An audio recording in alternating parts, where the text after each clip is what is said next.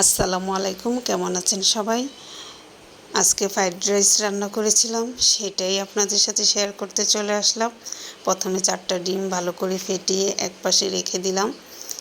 এই পর্যায়ে চুলায় একটা প্যান বসিয়ে পরিমাণ মতো তেল, এলাচ, দারচিনি, পেঁয়াজ কুচি, আদা রসুন বাটা এগুলো একটু ভেজে নিলাম। এখন চাল দিয়ে দিব।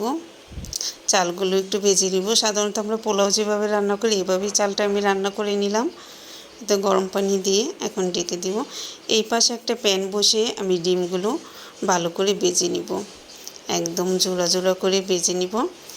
এখন ডিমগুলো উঠিয়ে গাজর, capsicum, testing salt, soya sauce, গোলমরিচের গুঁড়া দিয়ে একটু রান্না করে নিব, যেহেতু এগুলো ফ্রোজেন করা ছিল। এখন এই চালটার উপর এগুলো দিয়ে দিব, ডিমের ঝোড়াটাও দিয়ে দিলাম, দিয়ে এখন ঢেকে দিব। তারপর আমি চলে যাব চিকেন ফ্রাই করার জন্য। চিকেন ফ্রাই এবং চাইনিজ সবজি করেছিলাম। এগুলো আজকে আপনাদের সাথে শেয়ার করতে পারছি না, কারণ ভিডিওটা অনেক বড় হয়ে যাবে। এগুলো অন্য একটা ভিডিওতে শেয়ার করব।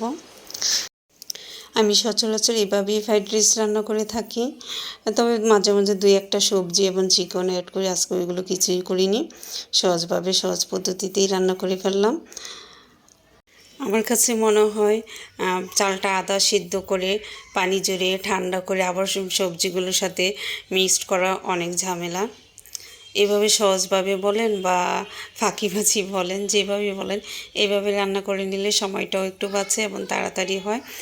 চালটা কিন্তু সুন্দর ঝরঝরা হয়, স্বাদটাও পারফেক্ট থাকে। এই তো আমার ফ্রাইড রাইস হয়ে গিয়েছে। আমার এই ফ্রাইড রাইসটা এ পর্যন্ত যে টেস্ট করেছে সবাই এটার প্রশংসা করেছে, আল্লাহর রহমতে, আলহামদুলিল্লাহ।